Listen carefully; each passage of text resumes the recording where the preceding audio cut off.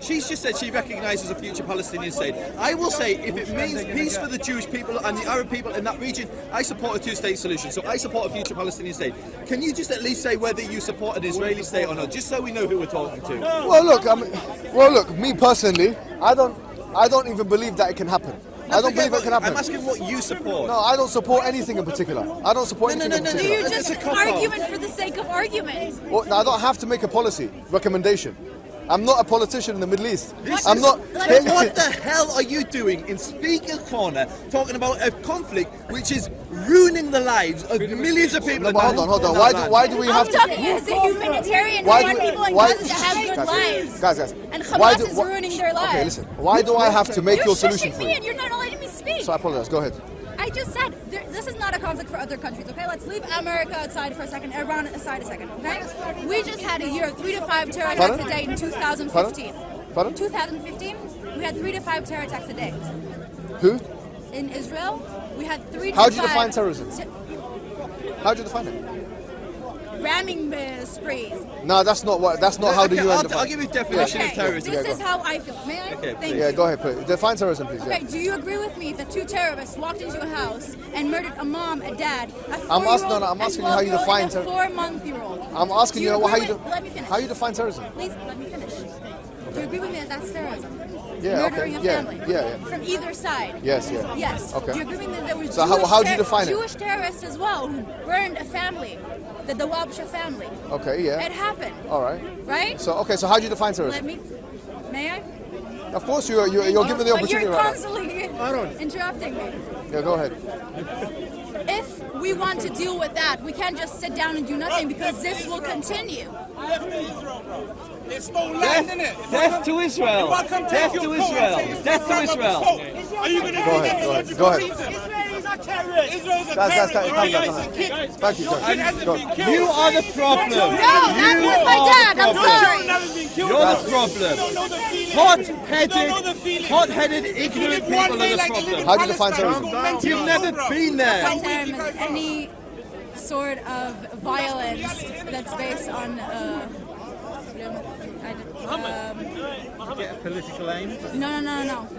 Based on political reasons. Okay. Which is quite similar to the British law. State violence is completely different to terrorism. Tell me why. State violence is much worse. Why? Because it's worse. It kills huge numbers of people. Okay. When a nation carpet bombs, say Vietnam, that's incomparable to a terrorist like Hamas, like Daesh in Paris. Yes. I would say Hamas are on the border of state violence and terrorism. Fine, because they're kind of all right. No problem. So you're admitting that state violence towards civilian populations, towards any population, is more serious than terrorism. No problem. It's more terrorism serious. Terrorism is usually used as a means to terrorize. No problem. Excellent. So would you say that it's more morally repugnant? Would I say it depends on the context? So, for instance, when the British government and the Allies crushed the Nazis, that was state violence against them. Now, listen, you ask a question, then you have to listen to the answer. Yes, that was state violence against the Nazi regime. It was brutal. It was horrific. It killed huge numbers of people, but it was, in my opinion, morally just. Okay, so I'm asking you, when there is intentional, I'm not going to say intentional targeting of civilians, but I'm going to say targeting which is known to kill a majority of civilians over and above combatants. Would you call that terrorism? So no, it's not terrorism. So if you know that when you're going to make it, if you're going to strike someone, that strike is going to mean that a majority of casualties. What does Israel do? You're talking about collateral damage, yeah? Which is a horrible term. No, I'm not talking about collateral damage. You are, because you basically said where there's a military target, where there's a military target, and a large number of civilians are killed to hit that military target. That, in common parlance, is called collateral damage, and that's a horrible word to describe the death of civilians. However, what does Israel do in the situation? So you're talking about Israel and Gaza. Gaza City is densely populated. Hamas attacked Israel from densely populated positions. Okay, so what Israel will do, so for instance, the United Nations has condemned Hamas for hiding and firing missiles from its schools. Do you condemn the fact, you've made your point, yeah? I actually hadn't, but... Okay, go ahead. So what Israel's solution to that is, and I believe this is a moral solution, is if Hamas is, say for instance, firing missiles on Israel from a apartment complex, what they will do is they will first drop flyers if there's going to be an incursion on the area in general. Then they will ring up the house if they know there's civilians in that apartment block and want all the civilians to leave. Once they've left, no, let me finish. Once they've left, before they drop any, before they do any military attack, they will do a flyover. Okay. If they notice that there's someone there, they will do a knock on the roof, which is a non-lethal explosion above a building. And only on that point, once they're sure there's no one there, will they actually hit the military target. Joseph, thank you for that. Sounds like very fairy tale-like and very I idealistic. can show you videos. No, Okay, no, everyone can Google. No. Everyone But can Google. Joseph, you've had your time to speak. Okay. So you said you can show me videos. I've just showed you a video of two Israelis. And what's happening now in that No, case? hold on. IDF shooting a target which is unarmed. And what's happening? And then in that You say video, unarmed, I say I don't know. What's happening You don't in that know. instance? So, okay, hold no, on. but what's happening in that instance? he's getting shot. No, afterwards. What's They're happening now? laughing. No, They're now, today, what's happening now with Israel about that incident? Well, I don't know what you're trying to say. There's right an investigation. There's a military investigation. From December, into what from happened. December, yeah? From the idea. Okay, no problem. So what I was going to say to you is, the narrative I would like you to pay attention to is a narrative that says that upon Israel's inception in 1948, up until this period of time now, just a simple looking at the map of the Palestinian territories, we'll see a constant shrinking of the Palestinian territory. Beautiful. Hold on, do you mind if I just, because I allowed you? And that has been, for the most part, gained either through war and or through the settlements that are being put now in the form of Israeli settlements in the West Bank and other places. My point to you is this. My point to you is, isn't it patently clear to you, isn't it very, very obvious for you to see that from the beginning when you had things like Plan Dalit, where you had government documents, and they still exist to this day, that show that the intention of the Israeli government was to wipe away as many of the Palestinians as possible up until this point, so as to every once in a while, every 2 years, 3 years, bombard the most densely populated area in the world of civilian populations, which is Gaza, bombard it, knowing full well that this will kill civilians. Isn't that clear to you? And then causing that place to be seized, such that you can't even bring things into it, and it takes certain things out of it, and a medical situation there has become dire, and the food situation has become incredibly. It's at the height of. It's now on the verge of being a humanitarian catastrophe. Don't you say that all of that, when you look at it completely, indicates to you that there is a problem in the policies of the IDF and of the Israeli government? Okay, so can I respond and fact check each one of several of the points you made? First point was you claim that Israel's borders have been expanding.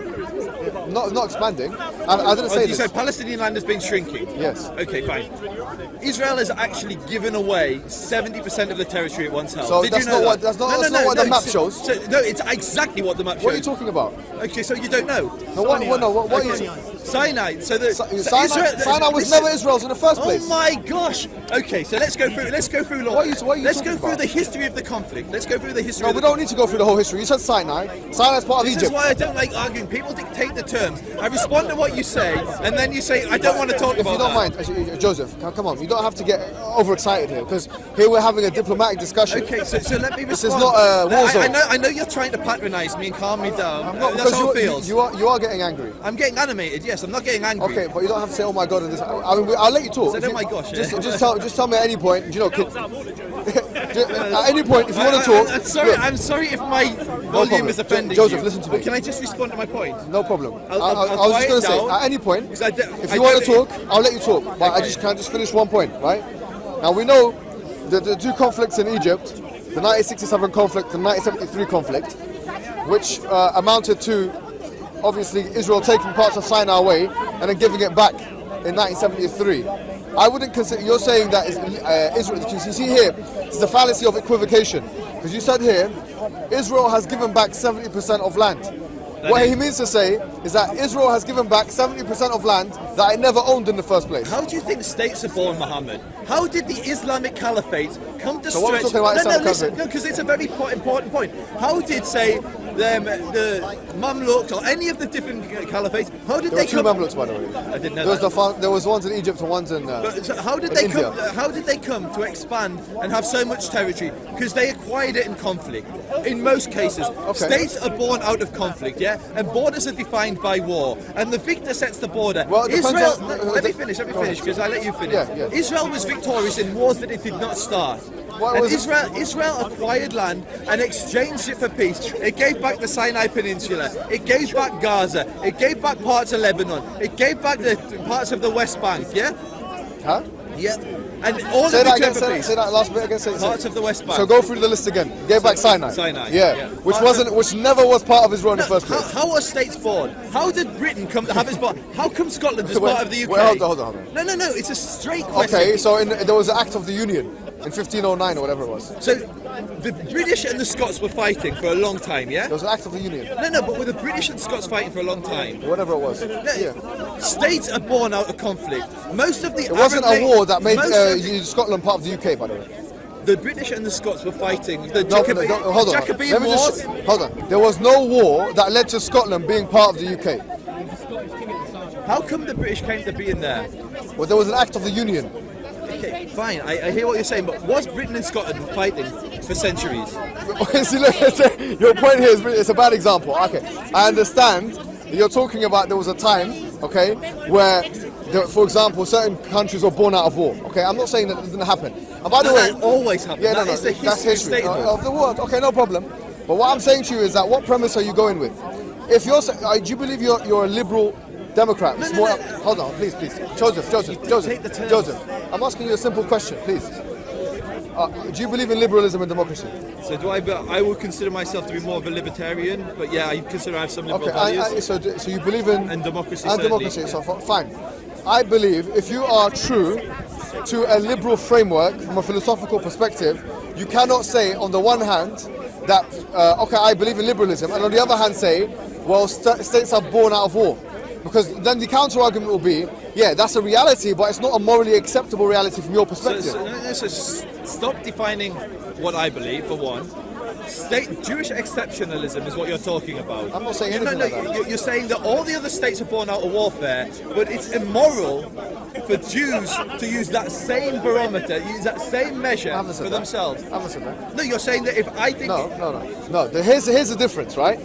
When we had the League of Nations collapse and then the UN start, yeah? Yep. Then you have the international laws. So you've got 2 or 3 different departments here. You've got 2 or 3 different dimensions. You have your own philosophical framework, which is liberalism and democracy from your perspective. And then you also have international laws. International laws which stipulate... I don't accept the United Nations. Okay. So it's a different conversation. The United Nations just nominated So- Syria to be in charge of chemical warfare, whatever it is. We all have our- Saudis no, in charge of the Human Rights Council. Me personally, I have my own reservations of the United Nations, no problem. But what I'm saying is that you can't say you don't accept the United Nations on the one hand, and the country which you're an advocate for, which is Israel, is not only part of the United Nations, but is a shaping country in the United Nations. It's not a So you shaping country. It's the one nation that is continuously. It's the one condemned nation in and the last hauled 100 over years hot coals. which has had its country, maybe not the one nation, but it's one of few nations in the last 100 years which has had the benefit of being defined as a country because of the United Nations. It's interesting that he's saying... I disagree that... No, Joseph, that's you said it yourself. That's not what I said. I said the United Nations voted to recognise... There was a resolution in 1947. The United Nations does not have the legal power to create nations. I understand, but in 1947 there was a resolution. From that resolution was begotten Israel in 1948. Israel was created. Had the resolution not taken place, then Israel would not be here. What do you believe that vote was? Just so we can understand if we're talking on the same terms. So from my understanding of history, throughout the 1940s and 50s, 1940s, the early 1940s, mid 1940s, there was this constant pressurization that the Zionist lobby was putting on Britain, to the extent where by 1943, I think it was, who was the guy in charge in 1940? Churchill, Roosevelt. No, it wasn't. It was what's his name? What we're talking about, sorry, I had The guy from Labour. Attlee. Clement Attlee. Yeah, Clement Attlee. He promised at one point the what do you call it? The Israeli state. Yeah. Would be created. And then he took a step back from that, He took a step back from that, at which the Israelis or the Jews got very, very angry, and then he referred it to a mandate to Palestine. So Britain referred the case to a mandate to the United Nations.